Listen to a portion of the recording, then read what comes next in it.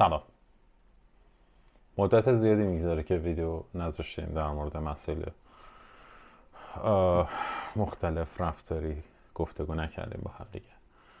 دلایلش هم هممون میدونیم، یعنی حداقلش اینه که هر کسی به زبان فارسی صحبت کنه و هر کسی یه عقبه و ریشه‌ای توی مملکتمون ایران داشته باشه دلایلش رو میدونه.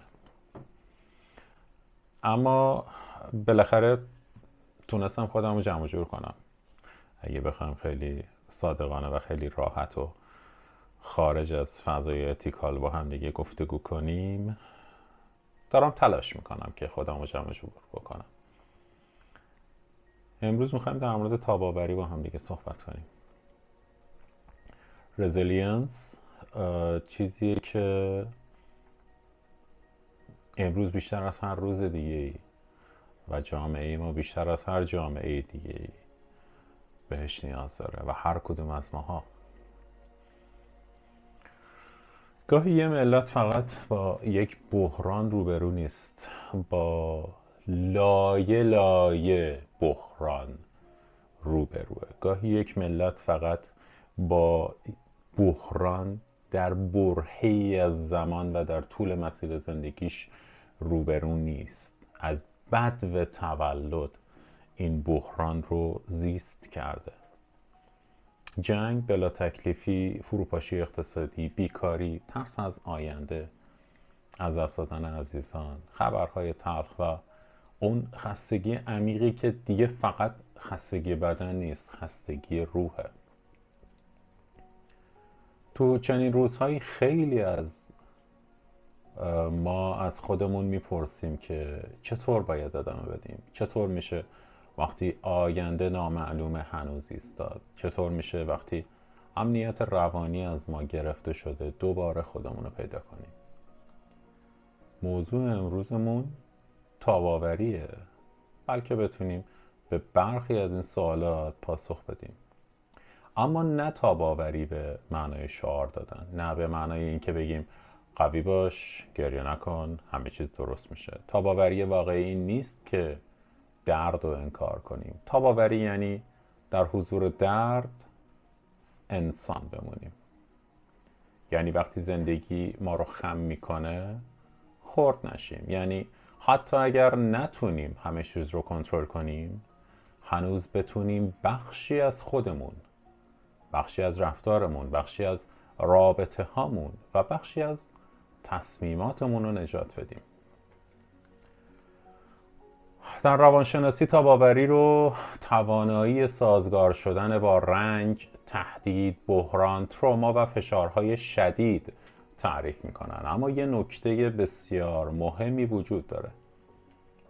تاب‌آوری یک ویژگی جادویی نیست که بعضیا دارن و بعضیا ندارن. تاب‌آوری بیشتر شبیه یک عضله است، با تجربه، حمایت، تمرین، آگاهی و معنا ساخته و تقویت میشه. ما گاهی فکر میکنیم آدم تاب‌آور کسی که نه میترسه و نه درد رو حس میکنه، اما واقعیت غیر از اینه. آدم تاب‌آور هم میترسه، آدم تاب‌آور هم شبها بیخواب میشه، آدم تاب‌آور هم ممکنه خبرها رو بخونه و قلبش تند بزنه. آدم تاب‌آور هم ممکنه در برابر قیمت‌ها، بیکاری، مهاجرت، مرگ، فقدان و ناامنی احساس درماندگی بکنه. تفاوت توی این نیست که اون درد رو حس نمی‌کنه و درد نداره. تفاوت در اینه که درد تمام هویت اون رو نمیبله. یکی از خطرناکترین سوء تفاهم‌ها درباره تاب‌آوری اینه که اون رو با تحمل خاموش اشتباه بگیریم. تحمل خاموش یعنی من رنج میکشم اما هیچ کاری نمیکنم، هیچ کمکی نمیخوام، هیچ تغییری نمیدم و فقط فرسوده میشم. اما تاب‌آوری یعنی من رنج رو میبینم، براش اسم تعریف میکنم و میفهمم چه بخشی از اون در کنترل من نیست. و بعد میپرسم با همون بخش کوچیکی که در کنترل من مونده چه کار درستری رو میتونم انجام بدم؟ این پرسش آغاز تاب‌آوریه. در بحران‌های بزرگ ذهن انسان به شدت دنبال قطعیت میگرده. میخواد بدونه که فردا چی میشه، قیمت ارز چه اتفاقی براش میفته، کار چی میشه، امنیت خانواده و امنیت روانی چه بلایی سرش در میاد، چه بلایی سر کشور میاد. اما وقتی جواب روشنی وجود نداره، مغز در حالت هشدار باقی میمونه. بدن آروم نمیگیره، خواب بیکیفیت میشه، عصبانیت بالا میره، تصمیم گیری ها سخت‌تر میشه، آدم ها زودتر از هم میرنجند و خانواده ها حساستر میشن و نهایتاً جامعه خسته تر و فرسوده تر میشه.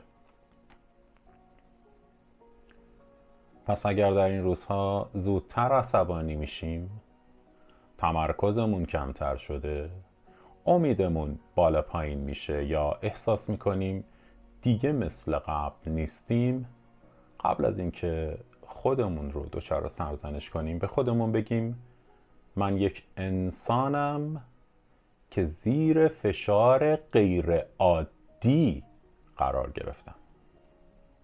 این جمله ساده است اما واقعیتش اینه که بسیار کار میکنه.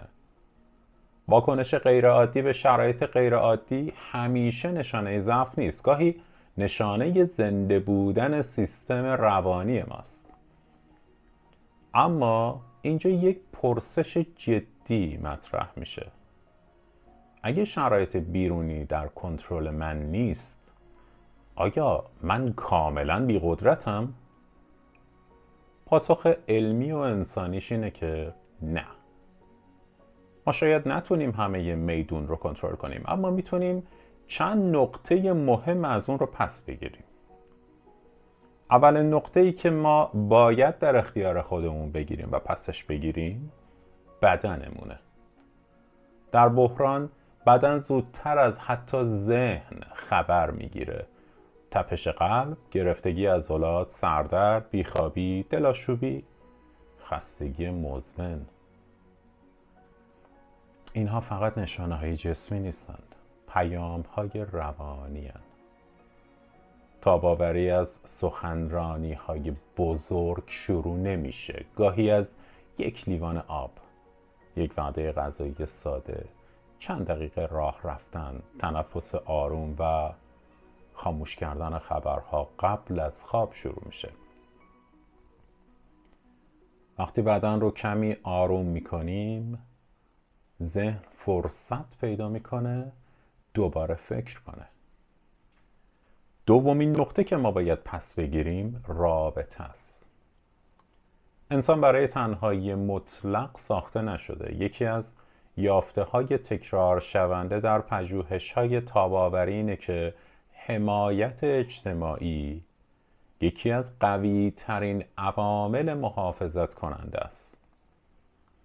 گاهی یک گفتگوی صادقانه با یک آدم امن اثرش از ساعتها فکر کردن بیشتره. اما رابطه تاب‌آورانه یعنی چی؟ یعنی رابطه‌ای که در اون مجبور نیستیم نقش بازی کنیم. لازم نیست بگیم خوبم وقتی خوب نیستیم. لازم نیست همیشه قوی ظاهر بشیم. گاهی کافیه به یه نفر بگیم که امروز حالم خوب نیست. فقط میخوام چند دقیقه صدامو بشنوی. ما در روزهای سخت به نصیحت کمتر نیاز داریم و به حضور انسانی بیشتر. سومین نقطه‌ای که ما باید اون رو مجدد در اختیار بگیریم معناه. انسان فقط با نان زنده نمیمونه، با معنا هم زنده میمونه. وقتی رنج بی معنا بشه فرساینده تر میشه، اما وقتی انسان بتونه حتی در دل تاریکی یک معنا، یک مسئولیت، یک ارزش یا یک چراغ کوچیک پیدا کنه، روان اون کمی بهتر دوام میاره. معنا همیشه چیز بزرگی نیست. گاهی معنا یعنی مراقبت از مادر پیر، گاهی یعنی حفظ آرامش یک کودک، گاهی یعنی ادامه دادن یک کار کوچیک، گاهی یعنی درست حرف زدن وقتی همه عصبی‌اند، گاهی یعنی نترسوندن دیگران وقتی خودمون هم ترسیدیم، گاهی یعنی نگه داشتن ادب وقتی جهان بی ادب‌تر شده. در روزهای بحران شأن انسانی یک عمل مقاومتیه. چهارمین نقطه عمل کوچیکه. یکی از خطرهای بلا تکلیفی اینه که ما رو فلج میکنه. آدم وقتی نمیدونه آینده چی میشه گاهی هیچ کاری نمیکنه، اما تاباوری با قدمهای کوچیک ساخته میشه، نه با تصمیمهای عظیم. از خودمون بپرسیم امروز چه کاری میتونم انجام بدم که فقط 5% زندگیم رو منظم تر کنه؟ امروز به چه کسی میتونم پیام بدم؟ چه هزینه ای رو میتونم بهتر مدیریت کنم؟ چه مهارتی رو میتونم یاد بگیرم؟ کدوم خبر رو لازم نیست 10 بار دنبال کنم؟ کدوم دعوا رو لازم نیست ادامه بدم؟ کدوم کودک، دوست، همسر، پدر یا مادر امروز به آرامش من نیاز داره؟ تاباوری یعنی بازگردوندن اختیار در مقیاس کوچیک. پنجمین نقطه اما امیده. اما باید مراقب باشیم. امید با خوشخیالی فرق داره. خوشخیالی میگه هیچ مشکلی نیست. امید بالغ میگه مشکل هست، اما من هنوز میتونم کار درستی رو انجام بدم. خوشخیالی واقعیت رو حذف میکنه. امید واقعیت رو میبینه و با این حال تسلیم کامل نمیشه. امید یعنی باور به اینکه رنج امروز تمام داستان ما نیست. یعنی هنوز امکان رابطه هست، امکان یادگیری هست، امکان بازسازی هست، امکان کمک کردن هست و امکان شریف موندن هست. برای مردم ایران، برای ما، تاباوری یک مفهوم لوکس روانشناسی نیست، یه نیاز روزمره است. برای پدری که نمیدونه ماه بعد چطور هزینه ها رو مدیریت کنه، برای مادری که نگران فرزندشه، برای جوونی که کار نداره، برای خانواده‌ای که عزیزی رو ازش گرفتن، برای کسی که مهاجرت کرده و دلش پیش خونه مونده، برای کسی که مونده ولی هر روز با فشار بیشتری نسبت به روز قبل داره دست و پنجه نرم میکنه که بلکه بتونه زنده بمونه، برای نسلی که خیلی زود مجبور شد پیر بشه. اما اجازه بدید این رو روشن بگیم. تاباوری به معنای عادی سازی رنج مردم نیست. قرار نیست بگیم چون انسان تاباوره پس بی‌عدالتی، ناامنی، فقر، جنگ یا حتی فقدان مهم نیست. برعکس، تاباوری یعنی ما اونقدر برای انسان ارزش قائلیم که نمیخوایم زیر فشار بحران کرامتش نابود بشه. تاباوری فردی مهمه اما کافی نیست. جامعه باید تاباور بشه. جامعه تاباور جامعه‌ایه که در اون آدم‌ها کمتر تحقیر میشن، بیشتر شنیده میشن، به هم دروغ کمتر میگن، کمک کردن و شرمندگی نمیدونن و درد یکدیگر رو مسخره نمیکنن. ما در بحران فقط به تحلیل سیاسی و اقتصادی نیاز نداریم، به سواد روانی هم نیاز داریم. باید یاد بگیریم چطور با آدم داغ دیده حرف بزنیم، چطور کنار فرد مضطرب بمونیم، چطور کودکانمون رو با خبرهای ترسناک تنها نگذاریم و چطور توی خانواده اضطراب رو از نسلی به نسل دیگه منتقل نکنیم. چطور در شبکه‌های اجتماعی به جای پخش وحشت کمی دقت، کمی مهربانی و کمی مسئولیت داشته باشیم. گاهی تاباوری یعنی قبل از فوروارد کردن یک خبر مکث کنیم. گاهی یعنی وقتی کسی عصبانیه ما آتیشش رو بیشتر نکنیم. گاهی یعنی وقتی کسی میگه دیگه نمیتونم به جای نصیحت بگیم میفهممت، من اینجام، بگو چه کمکی از دستم برمیاد. و گاهی تاباوری یعنی قبول کنیم که به کمک تخصصی نیاز داریم.